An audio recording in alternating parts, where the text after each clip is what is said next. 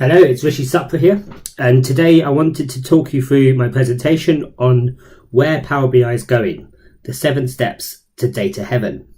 So I went to the Data Insights Summit conference in Seattle a couple of weeks ago, and it was a massive conference with 2,500 people.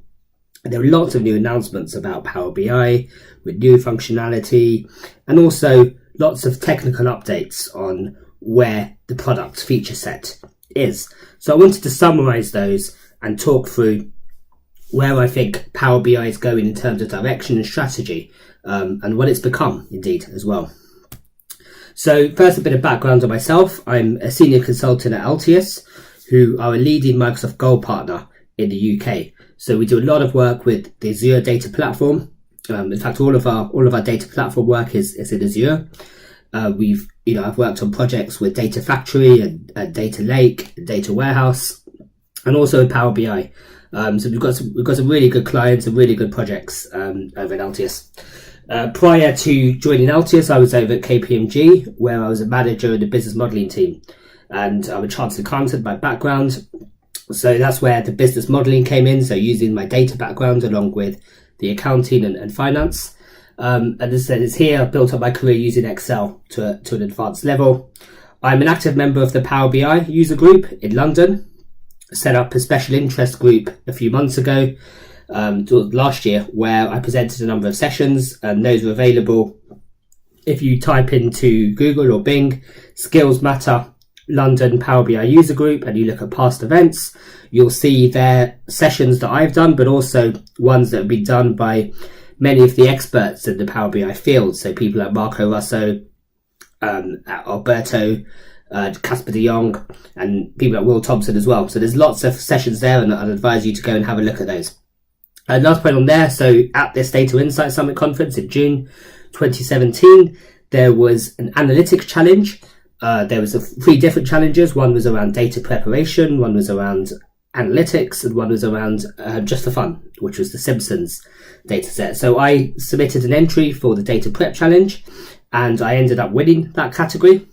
And actually my report there, you can see a screenshot of in the bottom left hand corner, was presented in the BI Power Hour session at the Data Insight Summit.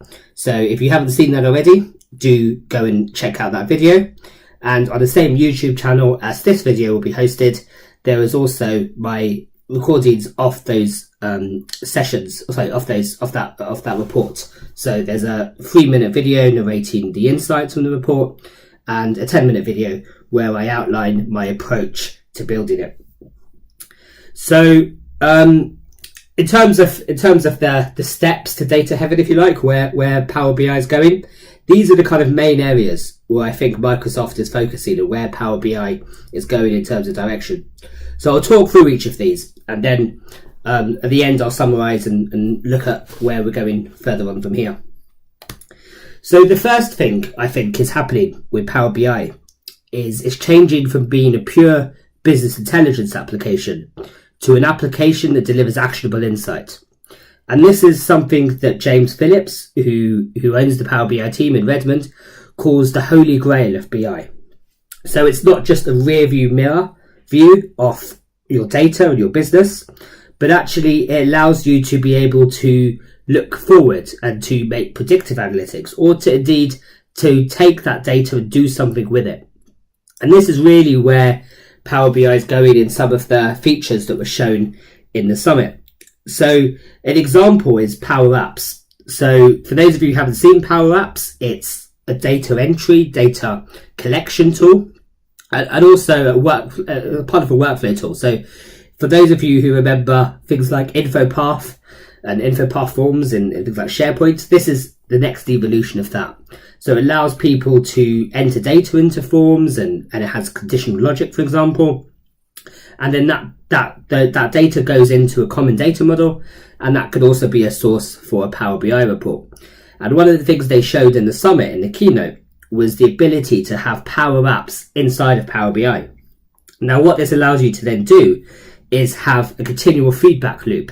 So data being fed from Power BI via Power Apps, and then in Power BI itself, editing some data that feeds into Power Apps and then potentially back into Power BI. So you have that loop of data that you're able to do something with. So you can look at numbers, and based on those numbers, put in some data into Power Apps, and also Power Apps you can then edit that data directly that's feeding the Power BI report.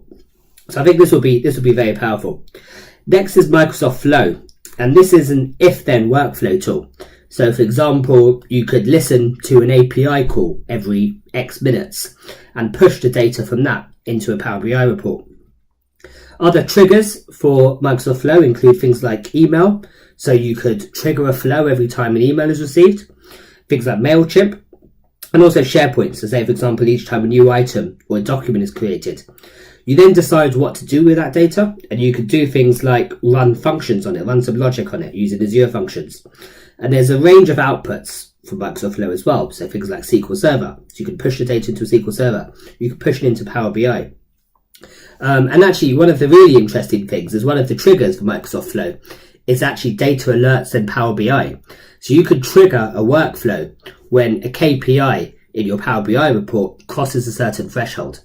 And that's really where you're starting to talk about getting actionable insight from data. Because once you see you're monitoring something in real time in Power BI, and you see something change, that could trigger an email, that could trigger an appointment for a maintenance person to go look at something if that's what it is. So that's really how you can get actionable insight from data, and that's one of the things I think that Microsoft is really going in that direction of.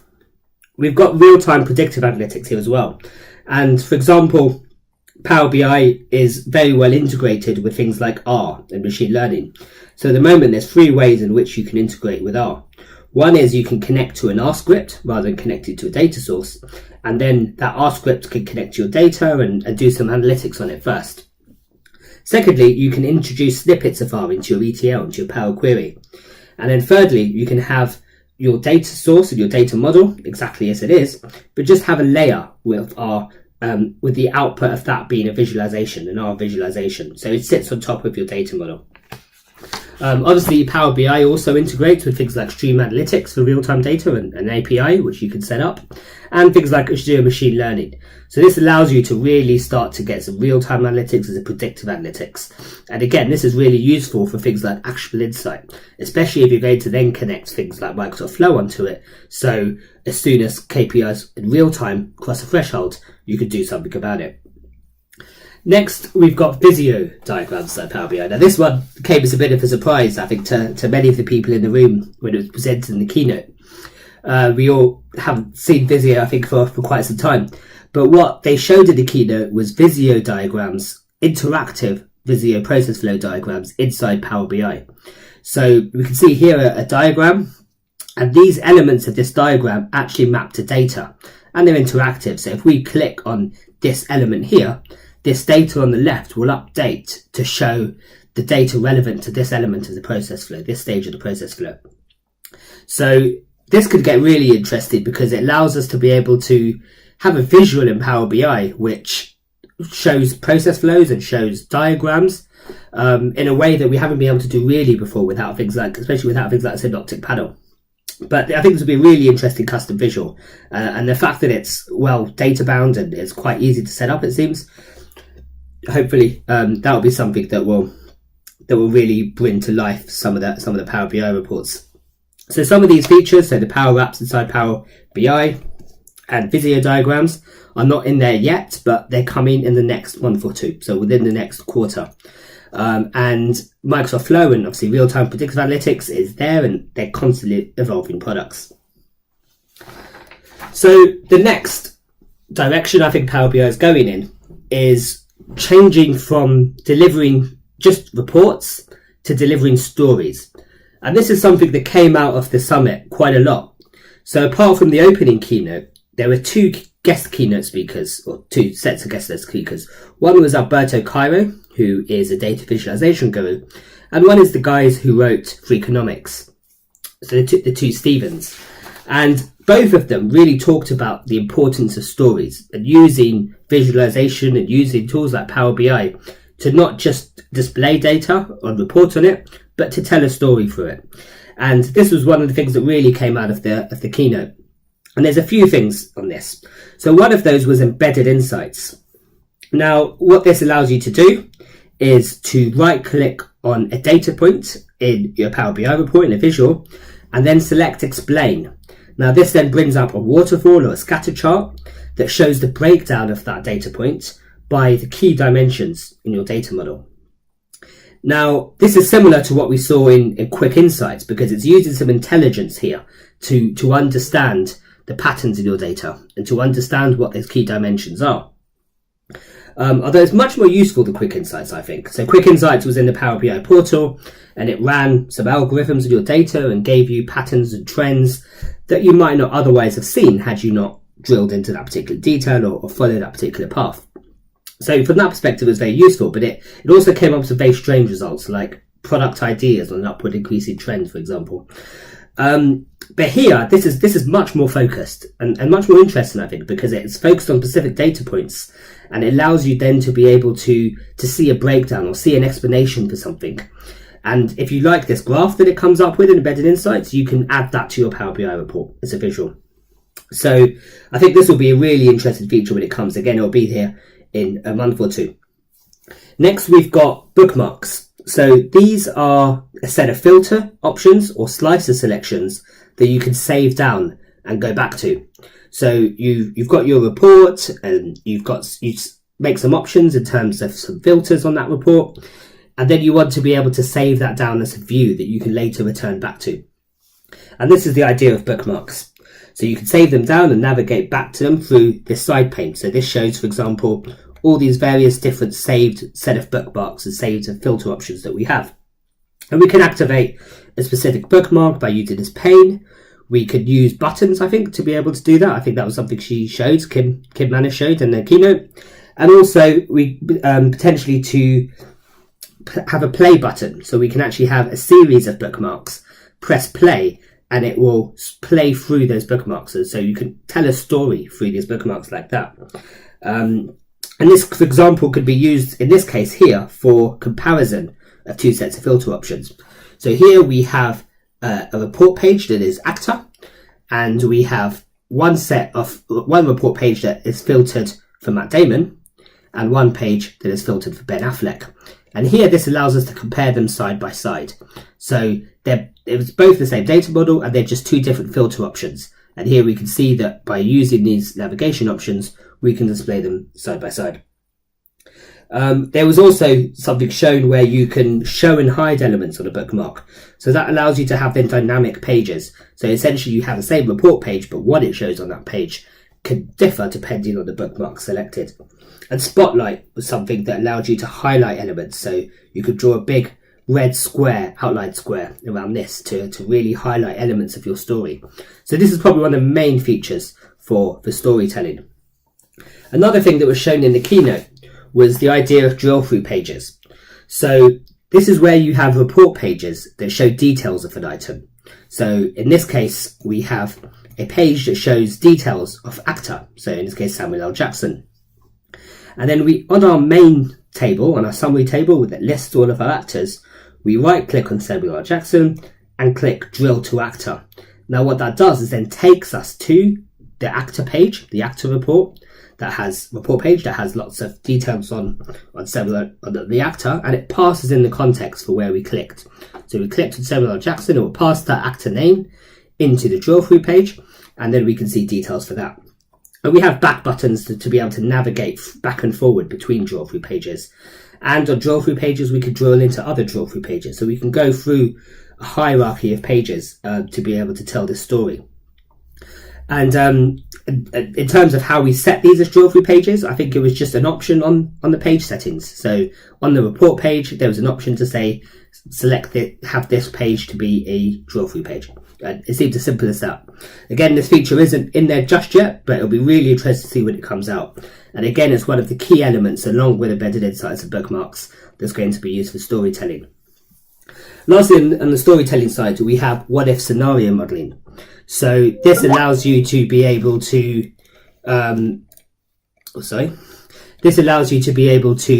change a variable and see the impact of that on your graphs. Now, this is something we can do today just through sorry, just bear me a second.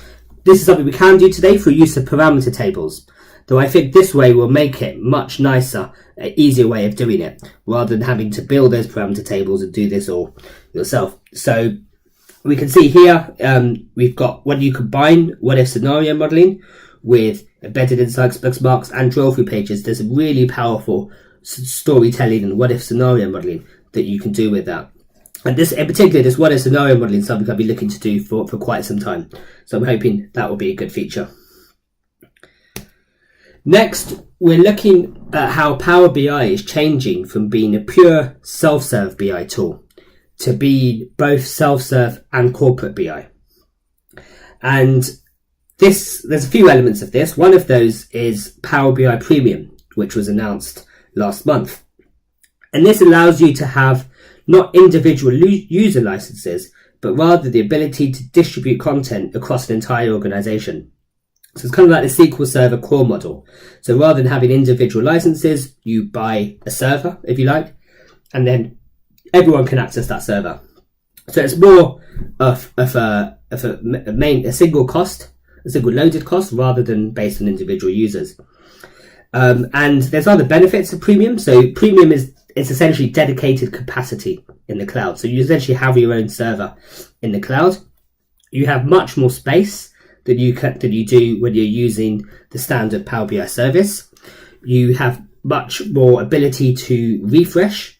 So your performance is much better as well. So your performance is better. You have more space. You can refresh up to 48 times per day. And you can do things like pin data sets to memory, so they don't then get out of memory once the data set is old. So this will be really useful for big organizations, especially. And up until this point, there were two licenses within Power BI. So you had a free license, which up until Power BI Premium was released, allowed you to do quite a lot. Now it doesn't allow you to do as much. You can't really share reports with a Power BI free license anymore. And Power BI Pro, which is $10 per user per month, which allows you to do all of the standard stuff in the Power BI service. So things like sharing, connecting to live data sources, and things like that. Now, Power BI Premium is fairly expensive. So I think it starts from about $5,000 per month. So you need that critical mass probably of, say, 500 users to make this really worthwhile. But even if you had a bit less than that, I think organizations would still see value in some of the performance and memory and space increase that you get from a premium package. So it'll be really interesting to see what the uptake of this is, but it's a real move on Microsoft's part on moving Power BI into this corporate BI space, especially for large organizations. And part of Power BI Premium was also the ability to have not just that dedicated space and capacity in the cloud, but also have an on-premise server, which is Power BI Report Server.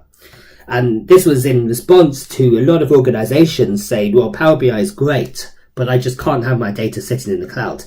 I need to have it behind my corporate firewall in my own data center. So once you purchase Power BI Premium, you can also have the equivalent calls on premise in Power BI Report Server. Alternatively, under software assurance, you can have Power BI Report Server as a license through that as well. And this allows you to have your Power BI reports hosted locally within your organization on your own server. Again, this will be the functionality wise, I think will be fairly similar, or is fairly similar to what we see in the standard Power BI and indeed through reporting services. So next we've got another grow up model, if you like, for Power BI reports. So one route organizations could go down, so they've started building a whole set of Power BI reports. They could look to host those in a premium capacity, and that will give them much more scalability and performance increases in their model. But they could also look to separate out the model from the visualization and take that data model that sits behind their Power BI reports, or some or all of their Power BI reports, and put those data models into analysis services, which sits on Azure. And up until recently, this hasn't been possible because you've been able to take your data model and put that into Azure and be able to just connect your Power BI to Azure AS instead, and that's a way to really get that scalability. And those servers that Azure AS that sit behind Azure AS are very powerful, so you get much more performance and much more capability for doing that. But what you weren't able to do, and you still can't up until this is released, is the ability to be able to take your Power BI report and just import it into AS, or just click a button to be able to grow that model up into an AS model, like you could almost with Power Pivot. And the reason you weren't able to do that with Azure AS is because Power BI, as well as the data model, also has the get data, the Power Query elements, which didn't exist in AS up until recently, until the latest version of Analysis Services. So this is now a feature that's been released in preview in July, and it's the ability to be able to import the PBIX file into Azure Analysis Services. So this is going to be then more of a grow-up model for Power BI reports that is IT driven, as opposed to Power BI Premium, which is still largely self-serve based. So this functionality was shown by Christian Wade, who's one of the senior PMs in the AS team. And how he did this was using a tool called BISM Normalizer. It's a tool that he actually built himself before he joined Microsoft. This allows you to merge data models. So you can essentially merge the data model from your Power BI report into one that sits in Analysis Services. And it allows you to pick data sources, to skip data sources if you don't want to, have them in there, but then also look at the dependency trees for measures and things like that. And there's some other features that Christian talked about as well. So things like the ability to create drill-through tables using DAX, in particular using select columns function of DAX, to be able to then have those tables that allow you to drill into more detail. And things like column and object level security. So you could protect particular columns, data columns, and hide them completely from end users within Analysis Services. So this will be something that would be really great, and I'm looking forward to working on some of the AS models that start life as a Power BI model. Next, we're looking at how Power BI is changing from delivering insights purely within an application, purely within Power BI itself, to delivering insights wherever the users are. Now, there's a few different ways that the Microsoft are doing this with Power BI. And I think it's really important, by the way, to have insights, not just people log into an application and see their data, but actually data is where they work, so that they can, wherever they're working, they can use data to make decisions in the environments they work in. So I think this is a really important part of Power BI. So first of those is Power BI Embedded. Now, the traditional use case for Power BI Embedded is for ISVs to be able to add reporting elements into their own portals or applications.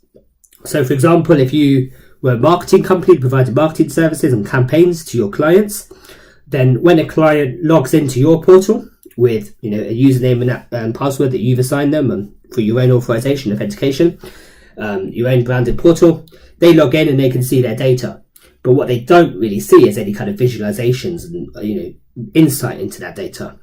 So to save you having to build an entire reporting application within your own portal, and that's not really what you do, you're a marketing company, you have the option to use Power BI Embedded. So it would still use those authorizations, those usernames and passwords that come from your portal, and the reports are still exactly within your portal. So it's all branded with yourself, and they just have Power BI reports, either entire reports or particular elements, embedded within your application, within your portal. But they're relevant to that consumer who is logged in to your portal. So really, really interesting idea, and really good, I think, for something to work with. So Power BI Embedded has been around for a little while, and it's been done through Azure Workspaces. So it's been an Azure service that you've essentially imported a Power BI model into and then exposed via Azure into your portal application. That's now changing, where Power BI Embedded will become part of Power BI Premium, and there'll be specific embedded SKUs, so EM1 and EM2 within Power BI Premium to allow for embedding. And these will be slightly more expensive. I think Amir said they will start from $625 per month. One of the things I saw from the Data Insight Summit, though, from a session by Aviv Ezrachi, who's one of the PMs in the embedded team in Israel. And he presented this view. I don't know if you can make it out in the screenshot, but it's showing Power BI Embedded, the experience of Power BI Embedded, to be not just here's a report within a web page, but actually a bit more like the experience you'd get in a Power BI portal, and actually even maybe perhaps a bit nicer. So you have the ability here to edit the reports that you can see and actually personalize them for yourself. So to create those, your own visuals, or to create your own things that you want. And then depending on your rights, you have the ability to then promote those from personalized reports into organizational reports. So this is similar to how some other data visualization tools sit on a server, but this allows you to be able to have that functionality within your own application or web page. So I think it's really powerful. Again, it's not just now Power BI sitting in a Power BI application or even in a Power BI service. It's sitting where the customers are, where your customers are. So the other thing we can do with Power BI Embedded as well is the reports don't just sit within a website, but can also interact with that web page via JavaScript APIs. So for example, if you had something else on here, that could feed filters into your Power BI report. So depending on the navigation options in your portal that they've gone through, that could display the kind of filters that are in the Power BI report, so see the data they can see. And you can even listen to particular clicks in a Power BI report and then have your web portal do something with those. I think Power BI Embedded will be an increasingly used and increasingly powerful tool for that. Next, we've got integration with Teams and SharePoint. And again, this is really just the idea that people don't have to log into the Power BI portal to see that content. Instead, the Power BI reports can be in the tools that they already use. So if they use Microsoft Teams or they use SharePoint as their intranet site, then we can have Power BI reports embedded within those applications. And they're fully interactive exactly as they are in the portal. So Cortana and chatbots is a really interesting one. And this is really come to life in things like the mobile application. So one of the directors at Altius demoed chatbots a few months ago at our strategy day, and she showed the use case of someone turning up to an office for a meeting, and you've got a chatbot asking you, well, what is the purpose of your visit? Who are you here to see? And it's having a conversation with this chatbot, so either by voice or by typing, and it understands what you're saying. So it picks out words of what you're saying, it understands the context of it, and then is able to respond appropriately. So we see increasing use of chatbots in things like customer service and support services and support calls being handled initially by a machine, but an intelligent machine that understands you can have a conversation with. And to bring this into Power BI will be, well, incredibly powerful, because what they showed in the keynote was the user having a conversation with a chatbot about their data.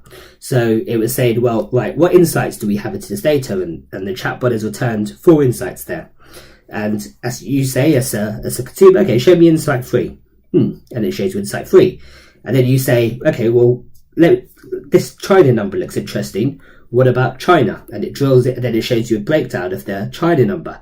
So this starts to integrate with things like the Power BI, the embedded insights functionality that we saw earlier.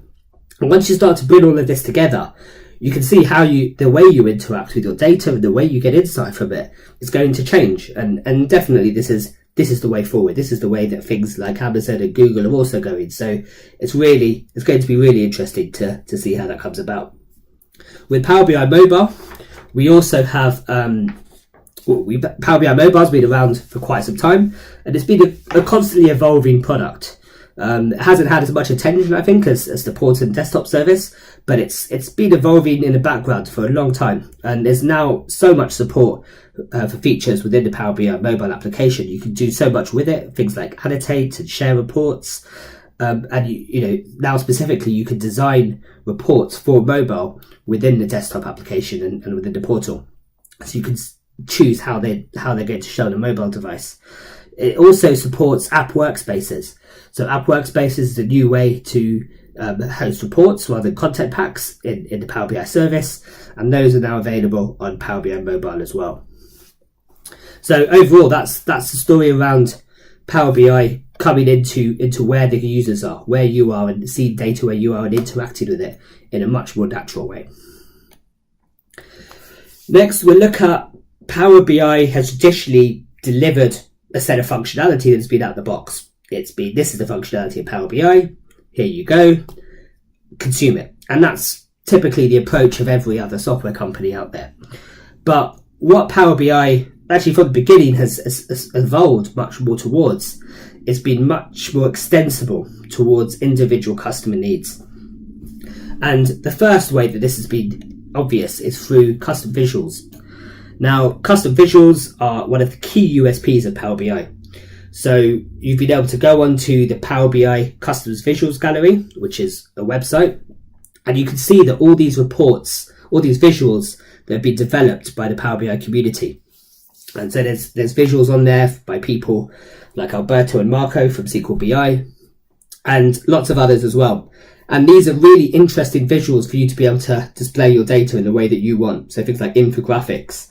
And the one they've shown here was from the National Trust, is a timeline visual developed by Microsoft Research, which allows you to show time-based data with annotations and things flying around the screen. So really looks like a really cool visual.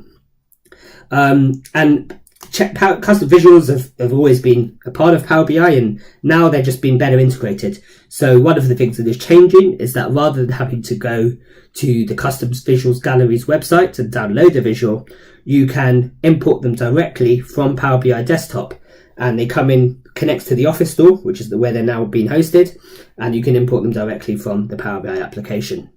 So because Microsoft have open sourced that technology to develop the visuals, and the community have built a whole load of custom visuals on top of that, it's really helped to make the product what it is today. I think without custom visuals, Power BI wouldn't be where it is today. So this is something that's really good, and I'm really glad to see that this is getting more attention and potentially more of a model for how this works for the developers commercially.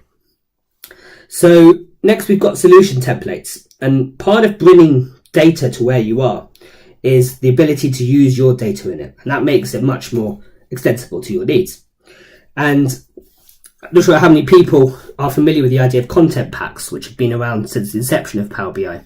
But in Power BI, when you go to get data, you have all of the content packs available from within your organization, and also content packs available from software as a service providers.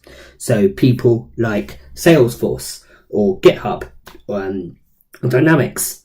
And what you do to those is you connect to those data services, you just put in your username and password, and it gives you back a ready-made set of reports and dashboards with your data based on the data from those services. So if you have an account with Salesforce and you want to see your Salesforce data in Power BI, all you've traditionally ever needed to do was click on Get Data, provide your username and password, and up comes some Power BI reports ready-made with your data in it that show your Salesforce data. Now, solutions templates takes that idea one step further. So rather than it just invoking a call to that service in the background and just giving you the finished results, these solution templates also put in and give you all of the background architecture behind that. So for example, a SQL database or an Azure Analysis Services database, and it puts them into your Azure environment so you can manage them yourself. So if as a customer you have an IT department, they can invoke one of these solution templates within minutes, and you have, the idea is you have not just a fully functional set of Power BI dashboards and reports, you also have all the plumbing that goes behind it, all with your own data. And these solution templates are really powerful because whilst content packs are great, you can't make any changes to the model or the visualizations in them. And every company has some things they uniquely want to show on some metrics they want to calculate specific to them. So with these solution templates, everything is fully customizable. So you can customize the Power BI reports, you can even tweak the connections and the data of where it's stored. So it really provides a starting point more than anything else for solutions. And largely, I think they've been implemented by partners. So when a partner is doing a proof of concept solution, they can start with a solution template, and that gives them something to start with as a building point and to get something to demoable very, very quickly. So the solution templates are built by Microsoft, and I think in the future by partners directly as well. And they currently include social media, so Twitter and Facebook, Dynamics 365 workloads, and SSEM. And there's others that are on their way, including things like text analytics. So what Microsoft have done is built these solution templates and put the full source code and documentation for all of them openly available on GitHub. So again, these are really interesting way of getting started with data. So in this case, dynamic CRM or social media, and being able to just have a whole architecture within minutes. So next is custom data connectors, and this is, I think, in my opinion, one of the best features to be introduced, because not all of the sources that you want to get data from are the standard software as a service services that are available through content packs or solution templates. Often companies have their core data sitting in legacy databases and systems that by default are not easy to connect into or to get data in a sensible format out of. So with custom data connectors, you could build your own connection to these data systems, with you choosing how to handle the authorization and what format to bring the data back in. Although it's not quite you who would do this, because you actually, one of the catches with this is you do actually have to be the owner of the content in order to build a data connector for it. So it still does need the provider of the applications of the database or platforms themselves to be engaged and to be willing to build an interface into Power BI. But what this does mean is that they no longer are reliant on going through Microsoft to have their connector approved and to be placed into Power BI. Essentially, again, Microsoft, like they've done with custom visuals, they've open sourced their technology to do this, in this case, their technology to connect into data sources, so that companies can build and distribute these connectors themselves. So as an example, at the moment, Power BI doesn't have a connector for Oracle. So if Oracle could build one for Essbase and TM1, for example, then that might open up a lot of avenues for being able to use that core financial data within Power BI. Next, we'll look at how Power BI has changed in terms of how it's delivered. So traditionally, Power BI, like many other software applications, have been delivered by IT teams and by the software vendor, so in this case Microsoft.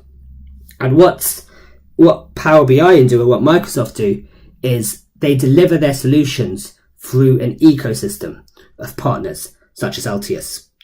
And there's a few different ways in which this happens. So last year there was something launched called AppSource, which is a software as a service marketplace for business users. It covers Office 365, Dynamics 365, and the full Power Suite, so Power BI, Power Apps, and all of that. And on AppSource, users can go onto this and they can search for particular apps. Now, these apps include things like solution templates, content packs, and also much more fully featured apps that users can have access to, and paid apps that are provided by partners and ISVs. So, and you can test drive some of those for an hour or so or something. So, one of the examples we saw in there was an inventory management system that had AI behind it. So this was an app that a partner had developed, it's put onto AppSource, and it allows users via AppSource to be able to test drive that solution for an hour. So there's featured apps that they're shown on the AppSource page, and AppSource links in from Power BI and things like Office 365. So this is now going to be the kind of central place for applications that are developed by partners and ISVs. You've also got partner offers. So this is something again that's going to be highlighted in AppSource, but it's opportunities and offers that partners make available to certain customers or certain groups of customers. And these could be things like training events, so dashboard in a day is probably one of the most common ones, but it could also be anything else, so consulting services or anything. So Microsoft and partners work together to think what is best for the customers in their locale or in particular industries in their locale, and they work together to be able to do that. And one of the main ways that we've worked with Microsoft as Altius is through delivering proof of concept projects that have come from Microsoft or that Microsoft are involved in. And often Microsoft funds these proof of concept projects, either partially with the client or potentially even wholly themselves. And this is a way for Microsoft to really deliver value to their customers, because rather than just saying here's a product set, you go and figure out yourself what you need to do with it, and then just coming back with every little question like, how do I write this DAX formula? A much better approach is for Microsoft to say, okay, well, what we'll do, we'll invest some time, some money into this, but we'll also engage a partner in your country. So this happens a lot with Altius. We will come in and help you build a proof of concept solution with your data, with your business logic, with your understanding, and help you with that initial translation of your business and your data into actionable insight. And this is just a slide on showing what proof of concept is and real value on it. So all of the projects that I've been involved in so far have started life, at least as a proof of concept project, and working with Microsoft. So I've worked with Microsoft Consulting Services as a project recently. So this is a really good model for delivering Power BI. So lastly, what I wanted to highlight, and for me this is the real highlight of the Data Insight Summit, was that Power BI is changing from being a software application that is delivered by IT and people just use it in organizations, to actually those users being part of a massive community of Power BI, of not just users, but actually evangelists and experts. And this community of Power BI, as I said, I met lots of people in this community at the Data Insight Summit. So these are some of the pictures I took at the summit. So we've got myself there with Kim Manis, who was one of the keynote speakers for Power BI Desktop. She's program manager. Bruce Rioch, who's the CIO of Metro Bank. Matt Allington, who's an MVP in Australia. Viva Zwarachi, who I referred to earlier, who's one of the PMs for Power BI, working at Power BI Embedded in Israel. And also many of the kind of speakers and experts that some of you in the field will recognize, people like Marco Alberto, Chris Webb, Christian Wade, Casper. So we've got lots of these people who are part of this massive community, and these people take time and spend their own money to come and talk and give presentations in a conference like this. And for me, I found that incredible. That how passionate they are about the product and how involved they are in driving it. And on the flip side of that, Microsoft really listened to their user base. So Microsoft Power BI has a user voice, and you can go on there and submit ideas about where you want to see the product going, what features you want to see in the product, and also vote on existing ideas that other people have raised.